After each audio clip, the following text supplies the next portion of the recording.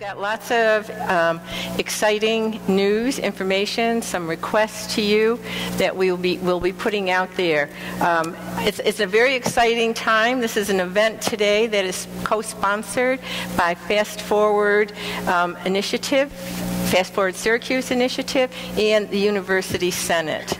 And as you'll hear more, our goal is to share with you and also to hear back from you as we move towards a very, very strong, all-inclusive agenda for the future for Syracuse University. But to start off today, I'm very honored and actually quite delighted to be able to introduce our Chancellor, Kent Syverud.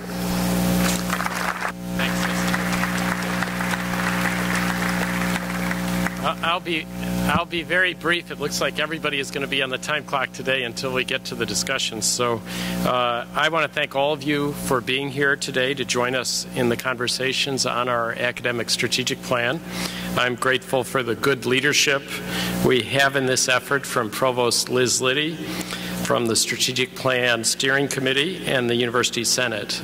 This has been a very large, long, and important task, and I want to thank them for their tremendous efforts.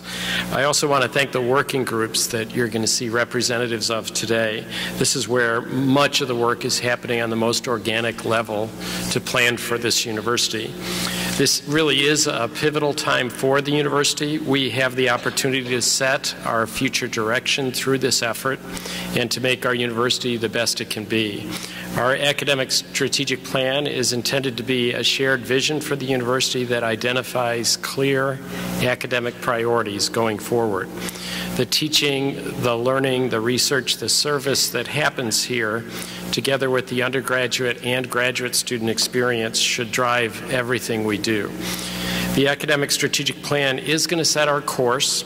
The outcomes of the campus master plan and the operational excellence initiatives are designed to support this academic planning and to be subsidiary to it.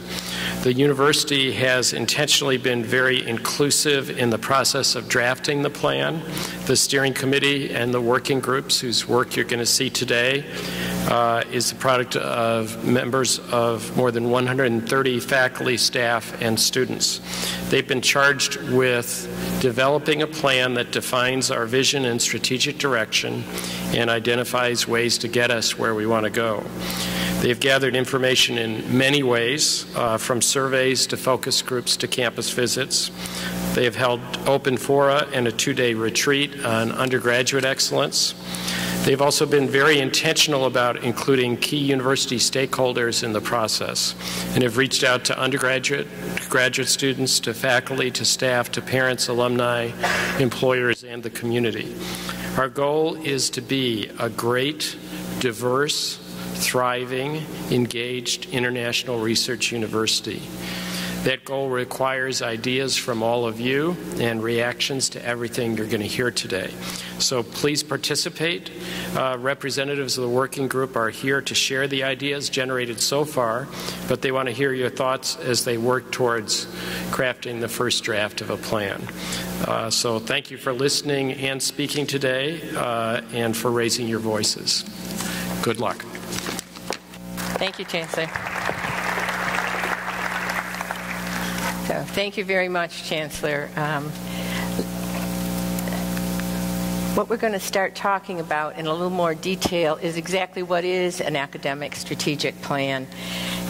And if you think of it at its core, what it is, it's a framework. It's a framework on which we are able to build around the ideas, the goals, all the strategy that we have that would help us achieve what the Chancellor had mentioned, and that is quality, excellence, reputation, and relevance, and always, always with the academic mission in mind. This will be inclusive of teaching, learning, and research, and our focus is the undergraduate and the graduate population. There's a wonderful little sign that the Chancellor has on his desk that he also shares with other individuals that I think we should all always remember. When you're about to make a decision, you should say, what does this do for the students? So it's like that is really the basis behind much of the planning that we have done today. So let's look a little more at the goal. So it's to develop a vision and a framework. This is very, we are striving for the best, and that's what we're going for with a vision. The time is right. We know it's a very, very exciting time in higher education, but the other thing we know in terms of higher education, and I'm sure you know this as well, it's a very challenging time. And so what we need to do is to understand what is it that we are best at, what do we aspire to, and what can we do to differentiate ourselves. So it's a time in which the college-age population is decreasing. The competition for students is much tougher than it used to be. For private universities such as Syracuse, there is a greater challenge given the cost. And at the same time, research funding is more competitive. So this is a tough environment to be stepping into. But what we sincerely believe is that by establishing goals that differentiate us, that really stress and accentuate the high quality that we have here, that we will be able to achieve all that we intend. So when we think about this, the next question is who? So who's involved? Who's engaged in this? And this is why we are having the conversation today, because it's all of you. So as the Chancellor had mentioned, we've had much terrific campus participation, and much of this comes from the various working groups, from the steering committee. I'm sure lots of you who have participated in some of the exercises. There's been, as we say here, more than 1,000 sources of input to the plan so far. But the plan is not complete. We are at what you can say really at a draft stage.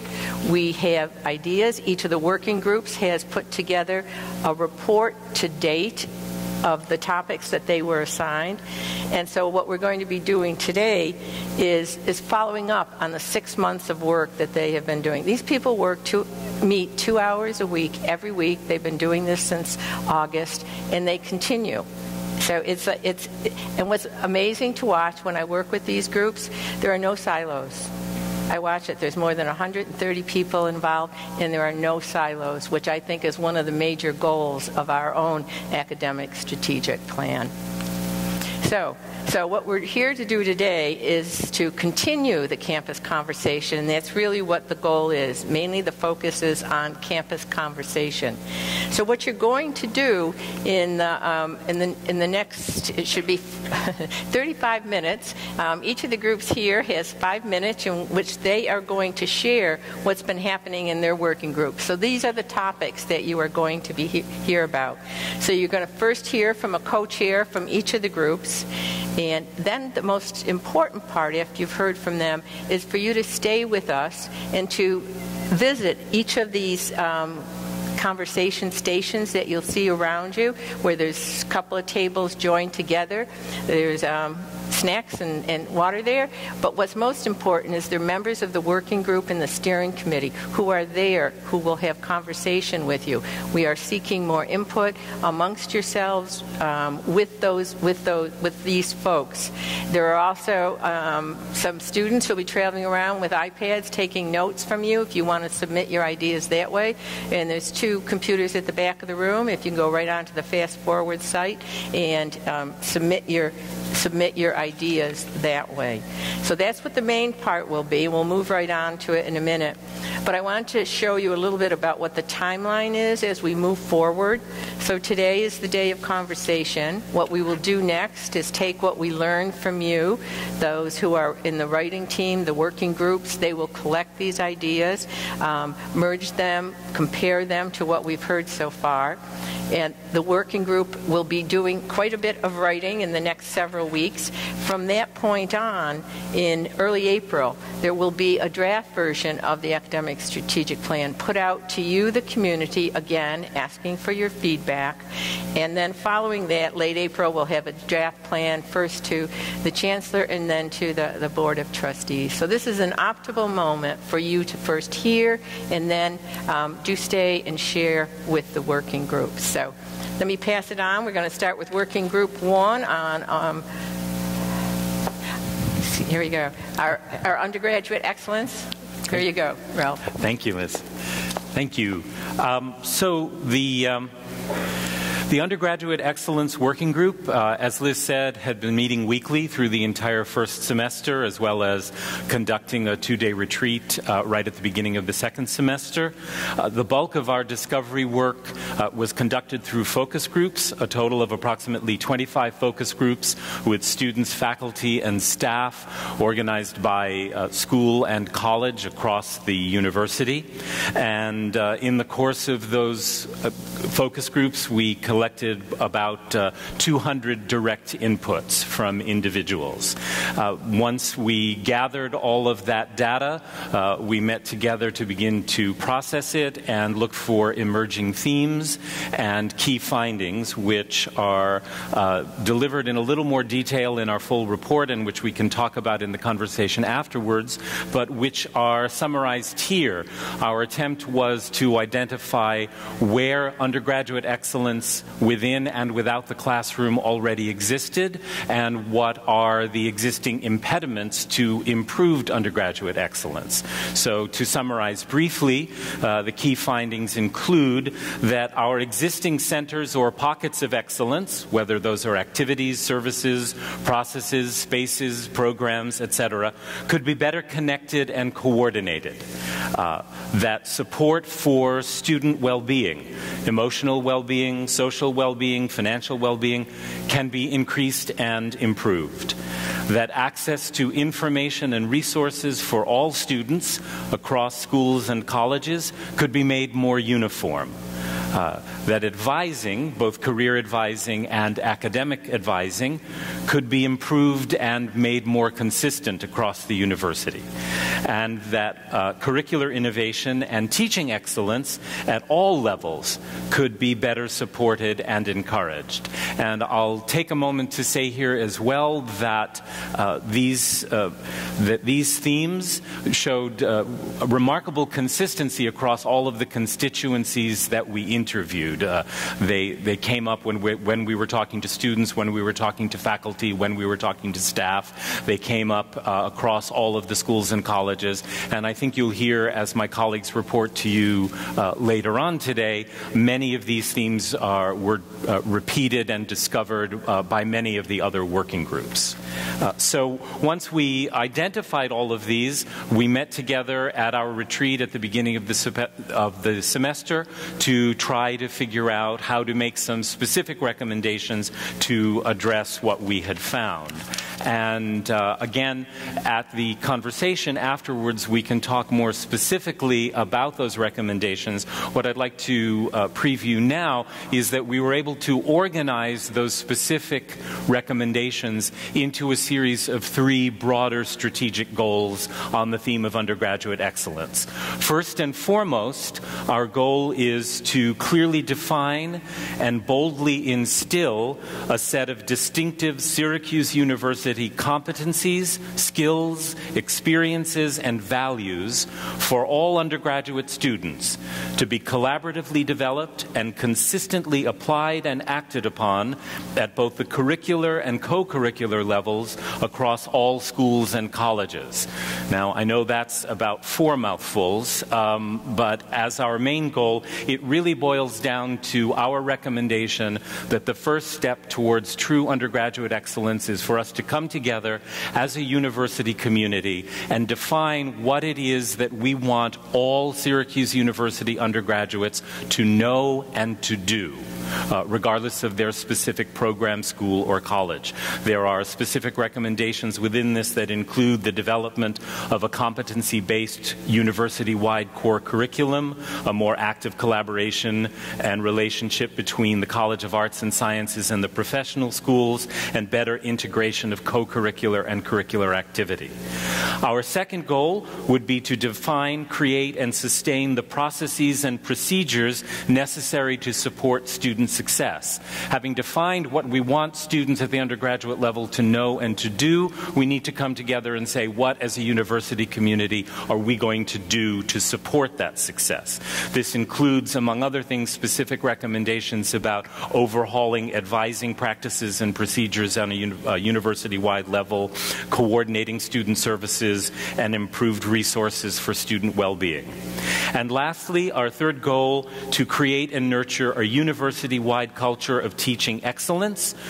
Specific recommendations under this goal include requiring and providing better professional development for teaching at all levels, to reward teaching excellence through our tenure and promotion and annual review practices and procedures, and to provide more incentives for curricular innovation. So, as I said, we can discuss more of the details of this in the conversation, but right now what I'd like to do is hand things over to Dr. Cristina Marchetti, who will talk about strategically focused research and graduate programs. Once she reconfigures her microphone. Okay, I hope my microphone is okay. Thank you, Ralph. This working group, which I co-chaired with Ben Ware, Dean of the Graduate School, was charged with identifying actions the university may take to increase our reputation in the area of research and strengthen and provide more impact to our doctoral programs. We also consulted extensively with the entire university community, including graduate students, faculty, the Associate Dean for Research, and so on. And on the basis of what we learned from all this conversation, we identified a few key elements that guided our substantive work. And what we learned is, first of all, that there is certainly widespread recognition across Syracuse University that research, scholarly activities, and doctoral education are indeed essential and key to the success of our mission as a research university. Another piece of good news is that, as many of you know very well, there are actually many individuals and groups across the campus which are very prominent in research, have a strong national and international reputation. On the other hand, it also became clear to us that the research infrastructure at the university is in very urgent need of updating and of sustained investment. And there is also a strong need for direct investment in doctoral training and in actions that will recognize doctoral training as really important for both faculty and students alike. So on the basis of these ideas, we spent quite some time and came up with a number of preliminary recommendations that we grouped into three areas, essentially. The first shown here are recommendations that are aimed at improving the mechanism for the conduct of research. And we feel these are very important because these will be a benefit for all researchers at Syracuse University. And we feel that if implemented, these recommendations will actually really change the environment and lead to a much stronger research effort across the campus. I will not actually read through all this list. They will be available at our station over there, and please come and look at them and discuss them with us. Let me just highlight a couple. The first one is that we are recommending a restructuring of the scope of the Office of the Vice President for Research. That we feel that that office should be given a large sustained budget that will enable the VP for Research to actually play a key role as a coordinator of essentially research development across the campus, to work with the deans to provide to coordinate faculty hires, provide set-up funds, seed funding, bridge funding, and so on. Second recommendation we are making is that the university create a new office of undergraduate research and scholarship that will promote undergraduate research across the campus and coordinate it. And we hope to see this office to pay special attention at introducing underrepresented minorities into research. And a third item, of course, is that we really do see a need for updating of research infrastructure and creating core facilities, computational facilities, laboratory facilities, as well for strong support of the library. Second area in which we're making recommendations is more specifically to doctoral programs. Here, we would like to see our GA stipend to be made nationally competitive. We would like to see effective doctoral mentoring being recognized as part of a faculty member teaching load, and strengthen focus on integrating professional development for non-academic career with traditional graduate training. There are programs at SU, such as WISE at the advanced program, that have been doing some of these, but more can be done. We have also explored and identified a few focus areas for that might be targeted specific investment opportunities for the university. We have identified a few what I would call strong contenders that are listed here, and these have been identified by using a number of criteria, including existing strengths, external funding opportunities, societal needs, and areas that might become a distinctive signature for Syracuse University. And we looked at areas where different activities across discipline could be brought together to provide a new strength to the university. And finally, although we have focused here on cross-disciplinary research, we wish to emphasize that interdisciplinary research is always rooted in strong disciplinary efforts, and we would like to see the university continue to support and recognize existing strong disciplinary research efforts.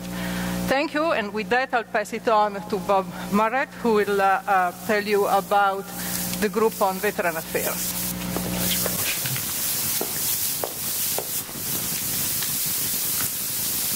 Good afternoon. My name is Bob Moret, and I'm from the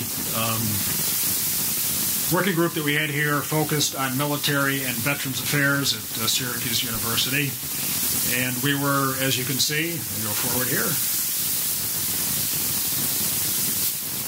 co-chaired by Mike Haney, who many of you know, who is the Vice Chancellor for Veterans and Military Affairs here at the university, and also by Laura Steinberg, until just recently the Dean of L.C. Smith, who's, I think, very familiar to just about all of you.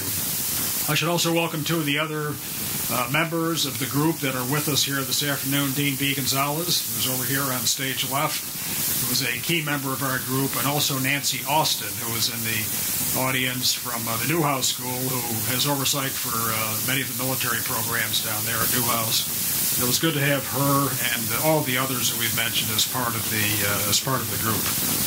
We also, and as some of the other leads have mentioned, did comprise additional focus groups in addition to the working group that we had. And we had 5 of those in number, and I'll mention that now because when I speak to the key findings and recommendations, you'll see that they were very much a product of the additional meetings that we had with a large number of people, well into the hundreds that we called upon as we went through our efforts over the last several months. We had one focus group on student veterans, comprised of all students that are veterans here at the university, which was very effective. Another one that was probably more informative than any of us had anticipated at the beginning, which was comprised of employees at Syracuse University who are military veterans, which taught us a lot. And we have a population of well over 200 employees here at the universities that have veteran status in all the military services, ranging from event staff at the Carrier Dome to university professors and just about everything in between. And we came to realize that that is a tremendous untapped resource that we already have here at Syracuse, and one that a lot of us are convinced will have even more impact on these programs in the future. We also had another group comprised of faculty that do research into military veterans and security matters, which was very helpful. Another group comprised of staff here at the university, people like Mirzad that work in veterans programs and are not just at IVMF and working with Vice Chancellor Haney, but also a variety of things here at the university at the various schools, the Newhouse and Whitman and Maxwell, for example, that deal with veterans and military matters. And then finally, a group that reached out to key stakeholders outside of the university that we need to partner with most closely for military and veterans matters. And that was a long list. One example I would offer to you is the Syracuse VA Medical Center right across the street from campus here, which we have an affiliation agreement with that was signed a couple years ago. And reaching out to those key organizations, not just in Central New York, but also nationwide, really, because of the impact that we can have in teaming with them from Syracuse University to take our programs forward. So that's a broad outline. Let me just show you some slides, a couple each on first our key findings and then recommendations. Among the key findings that we had, and this is an overarching one that you see on the first set of bullets there, were comprised of things related to governance and administration. And they cut across all the things that I'll talk about now, but there was a sense by the group that we could perhaps have different organization here at the university to look over and bring together a lot of the very good efforts that are already taking place here at the university related to military and veterans affairs, but to do so in a way that could perhaps take it to the next level, to increase their effectiveness, to increase the impact that we have on our students, and to increase opportunities for the university. This would also, as a key element of the governance and administration that we would take into the future, a key element would be internal and external advisory support, as it is already to some degree. Several of us on the group were already members of advisory boards from different entities inside the university and also here across New York State and elsewhere that provide advisory support on military veterans matters and also international security matters. So I can expect to see that growing as well. Different programs in terms of means and resources to create a veteran-friendly campus culture, which we have already, but to take it to the next level, and also to drive up the numbers of student veterans and employees that we have here at the university by making it a destination of choice. Second slide, in terms of leadership, the key findings, programs to leverage our, correction, let me go forward here. There we go. Institutionalized support and harness contributions by military veterans to a greater extent, perhaps, than we have already. And also, to, for the third bullet there, to improve and enhance existing services and supports across the university. On this slide, without going to each one of the details there, I would emphasize that it is not a zero-sum game. That is to say that this increased emphasis can have benefits throughout the entire university and beyond. It is really something that a lot of us are convinced will have second and third order effects that will be very positive for all elements of the university, whether they're involved strictly on military and veterans affairs or otherwise. Okay, final slide. Another preliminary recommendation. We expect to be able to grow and enhance our research strength for veterans, military, and also national security affairs. And you see some specifics there in terms of mission sets that we can look at, but also some other specific recommendations that we can make in terms of clustering hires across different elements of the university to organize that and bring that together in a more cohesive fashion. So that's a quick walkthrough of the Working Group 3, and with that I'll turn it over to Amirzad Bajordi, who will provide the report from Working Group 4.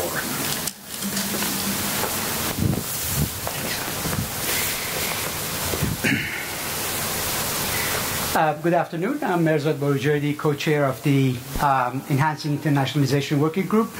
I had the pleasure of working with my colleague, Dr. Margaret Himley, and 13 other wonderful colleagues in this working group over the course of the last 6 months. We talked to almost every important official at the university who has something to do with international activities. We talked to students who go abroad. We talked to international students who are studying here. We looked at the strategic plans and some of the vision statements of some of our peer institutions to see what it is that they are doing in this 21st century when it comes to internationalization. I don't think it's hard to make a case as to why in this day and age we need to be more global, international in terms of our outlook. So you can see what our charge was. Let me start first with the good news. The good news is that in listening to all these various constituencies, we realized that the university truly has an amazing set of assets in terms of faculty expertise, existing cooperations with various universities across the globe, the type of research that is being carried out on this campus, on and on and on. So we want to try to take advantage of these resources. We realize, for example, that we are one of the oldest programs in the country in terms of study abroad, right? Over 50 years old.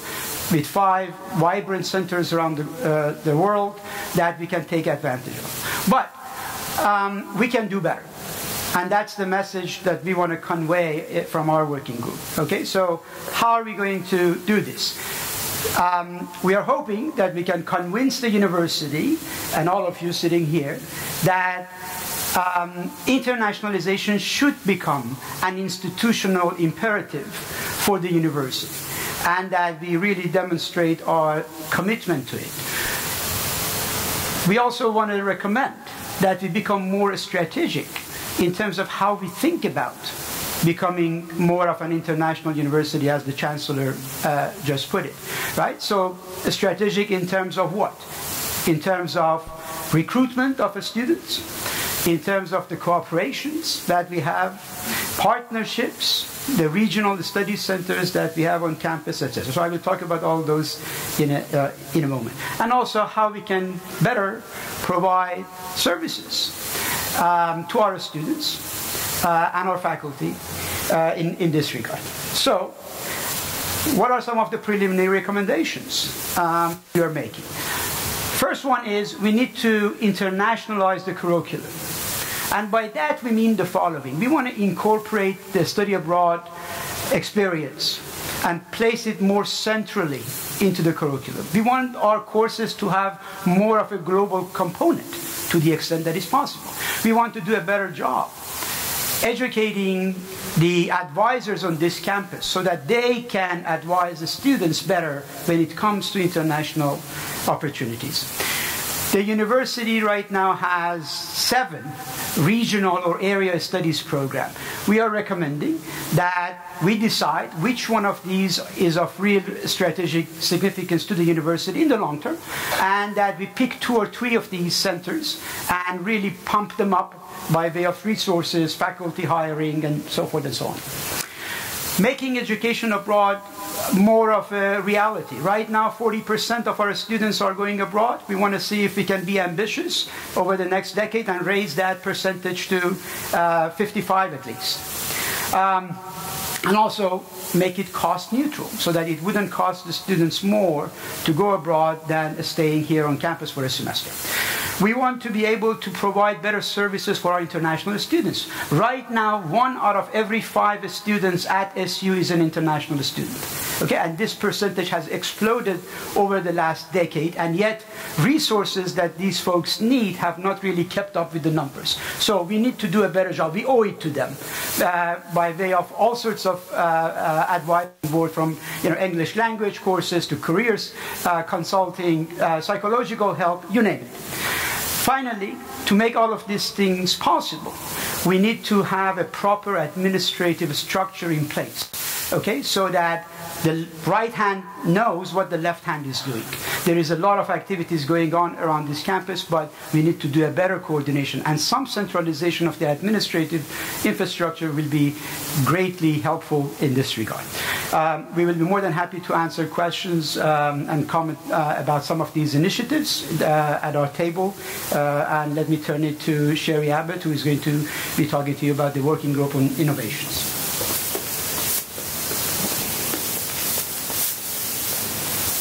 Thank you, Mirza. The Provost Liddy mentioned several external forces that are challenging higher education. The idea behind the work of our group is that the most successful universities are going to be those that are capable of rapid change in the face of these external forces and challenges. Successful institutions will be highly and continually innovative. The other idea is that the excitement and energy generated by a culture of innovation, boldness, and risk-taking will enrich the academic experience and the campus life for students, faculty, staff, and the community more broadly. So our group was asked to look at how do we establish the culture, structures, and mechanisms to ensure that Syracuse University engages in rapid change and does it boldly. We were looked at specifically to look at pedagogy, business models, and collaborations. And I should add that one lesson I learned from the previous group is that we're not talking about innovation as just tech transfer. We're talking about innovation broadly. Ideas, processes, and structures that move ideas forward, that meet new requirements. So broad innovation. We developed a survey. We worked with our peer institutions, our competitors, for the private sector, associations of higher education to look at new models, what works, what doesn't. And we had organized several focus groups of doers and seers of faculty and staff around the university, asking the question of what are the processes that allow something to come about and help it flourish. And what did we find? Well, there's a long history of firsts at Syracuse University, from academic offerings such as the Bachelor of Fine Arts, the iSchool, the Global Enterprise Technology Program, and there are firsts in taking to scale a national imperative like veterans, disabilities, community engagement. All these examples demonstrate a willingness to change and the capacity to innovate. So we have the capacity. But it's happening in pockets, in individual units and research collaboratives. And what we need is more communication to bring these people together, to strengthen their activity, and to take it to scale. What we found is that there's a lot of innovative teaching and collaboration going on, but nobody knows about it, and worse, they don't know where to go to find out about it. So communication is an impediment. The coordination of human capital is important. We need incentives, both resources and recognition of ways of bringing people together and helping them coordinate. There's a perception of administrative impediments, administrative bureaucracy and processes. There's a sense in the university that if I just act below the radar, I can be an innovator, and my success will be staying there below the radar. And finally, these external forces are not going away anytime soon, so we need to recognize them as the context behind all of our activity. So what are the findings tell us about what we should do? Well, we need to cultivate strengths, the places where we stand out. And we need to take risks and new things. And we have some ideas about how to do that. The first is that conventional wisdom tells you that the true innovators are those who think outside the box. Our group spent a lot of time on this idea and discovered that, in fact, in the SU context, we should be working to think and work inside the box. And so we suggest that we select 6 to 8 champions of innovation from the faculty and staff. They come together in a physical space, they catalyze activity, they coordinate things, and they work towards developing new pedagogies, new ways of operating. These people would be complemented by a competed group of fellows from the outside to ensure that we're getting renewed ideas from the outside the institution. So these people would come from the private sector or from nonprofits. We need to reimagine spaces, physical spaces and virtual spaces, as portals to innovation, and integrate innovators with those spaces. And finally, create new student opportunities, areas of entrepreneurship, entrepreneurial spaces, creating campus as a lab, research opportunities, and building multiple pathways for some of these interdisciplinary degree programs. And in the second side, because success is going to require this culture of innovation, risk-taking, and boldness, we need to foster that culture. There's nothing better than establishing a seed fund to incentivize innovation, and providing faculty time outside of the norm to have faculty innovation time. And to build one faculty is as important as building one university. So ideas like sabbaticals, where people spend time outside of their unit. We need to celebrate success. with an annual celebration of all the innovators on campus. But most importantly, perhaps, as we innovate, there will be successes and there will be failures. We learn so much from failure, so we need to destigmatize failure and celebrate the strengths and the opportunities for learning from those failures. And finally, because we're all academics and we like to draw things, we put together two things: a model for innovation, which I invite you to come to our table to look at, but we also put together this suggested framework for innovation around the university. The champions of innovation, the hub is in the center. The pockets are these orange things circulating around: staff innovators, student innovators, external collaborators, faculty innovators.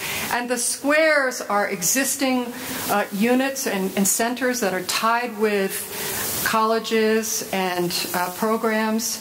They are test beds like the Syracuse Center of COE. They're creative spaces. They're maker spaces.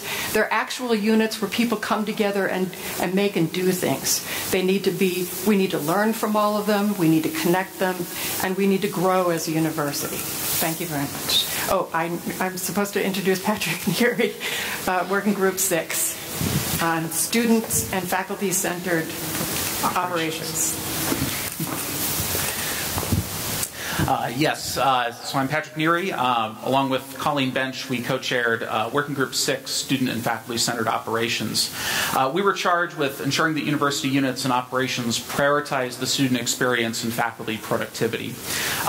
We engaged with the university through a lengthy discovery process. We conducted focus groups of various unit leaders and directors, staff members from across the university, as well as faculty members, and a large student survey. In all, we wound up talking to over 300 different individuals on campus. What came out of this discovery process were a number of key findings. One major one is that we need to think strategically about where we locate central support services on campus, both physically and virtually. At the same time, we found many opportunities to move paper-based systems online and to get rid of and centralize shadow data systems that exist in many offices across campus. We also identified opportunities to improve support services for faculty in teaching, research, and in all sorts of other areas. We also identified many students, faculty, and staff who are very excited about the change that is coming up and about the opportunity to improve the university.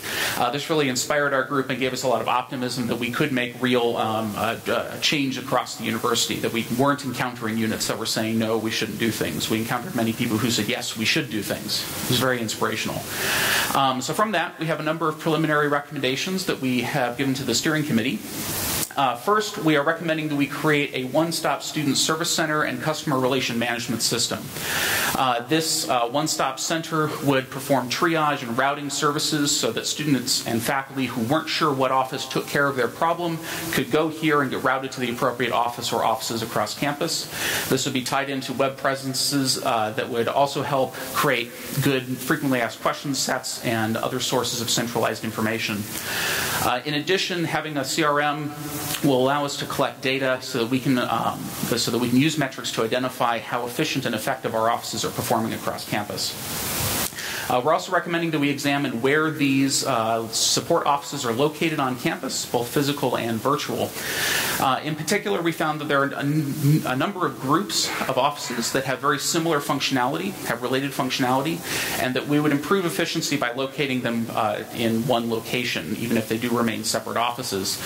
This would both improve the student experience in going to these different offices and needing to get service from several offices, as well as assist in improving staff efficiency. We're also looking at improving the virtual co-location, looking at our web presence for a variety of different offices on campus, how well they're linked together, whether offices can actually have one central website, etc.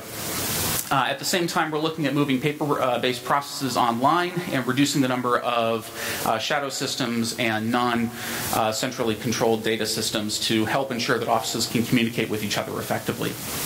We're also recommending that we implement a degree audit and advising system. This will allow students to check their degree progress online and assist faculty advisors in actually advising students and reduce the burden of manually checking degree progress. Advising was a major issue that continually came up, especially from faculty members on efficiency and time issues. We hope that this will improve things. We also have recommendations to improve faculty productivity through making support systems more efficient, in particular looking at streamlining grant processes and looking at the Office of Sponsored Programs and Accounting.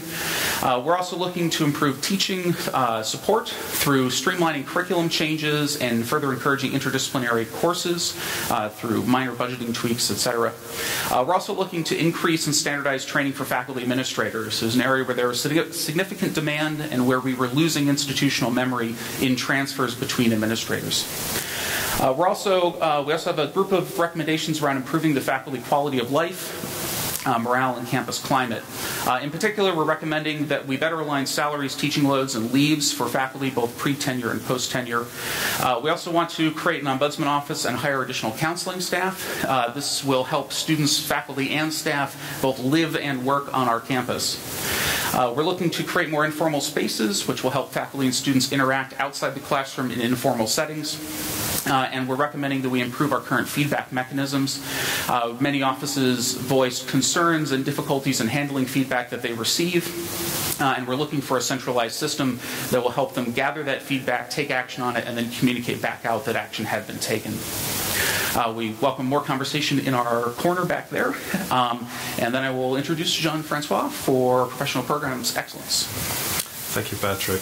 I'm Jean-François Bédard. I'm the graduate chair at the School of Architecture. And our Professional Program Excellence group went through a similar process as did the other groups, doing focus groups, interviewing all the major players in the professional programs. Our group had one member from each school as well. My co-chair, Ross Rubenstein, was, for instance, from the Maxwell School. Our findings, and those are not surprising, that many of our programs, professional programs, are extremely well ranked. And this is a special strength of SU. You might know that Maxwell and Newhouse, for instance, have very important, very regarded programs. So does the School of Architecture. This, in part, is because these programs are extremely well positioned with the industry, and they're taught by full-time faculty, most of them, which makes the student experience very fruitful. We are thinking that under the Chancellor's plan for one university, the professional programs would be a great source of growth and also interdisciplinarity. Among our findings, you'll find that really the key takeaway is the centralization of the services to make the programs grow. For instance, market research is not centralized, and some programs don't have the expertise to really predict what the market would want, would need. We should also market our programs better. And again, some units don't really have the resources or the personnel to market, to communicate and direct the brand. And then one of the negatives of Syracuse, and you've lived the -20 conditions, is the location. We're far from major employment hubs, and we need to really become very distinctive to counter this problem. So our recommendations are under 3 headings: institutional support structures for professional education, have a centralized office for marketing and communications, which would consult or help the various units to recruit, to make their programs better known.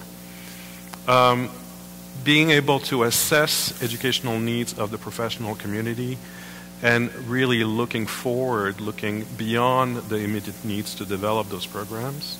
Executive education was actually an area of specific growth, which requires a very specific type of infrastructure. including things like as mundane as parking spaces, but you know how difficult it is to park on game day at Syracuse, and then pursuing a comprehensive strategy for online and off-campus program. The second one is the improvement of the final structures. One of the elements which was always cited was the problem in RCM to promote collaborations between units. A case in point, as a faculty member in College of Law just told me that doing projects with the School of Architecture was extremely difficult because the credit structure of the two units. And then develop incentives for faculty to participate specifically in executive programs which tend not to be part of the tenure package or the research component of their work. And the final one, we of course need to assess those programs regularly to see if they function, to see if they attract people, and then also have a global unit which will predict the success of specific areas which can be developed further. Thank you. Thank you. First of all, I think they deserve a big round of applause, don't you, for the fine work?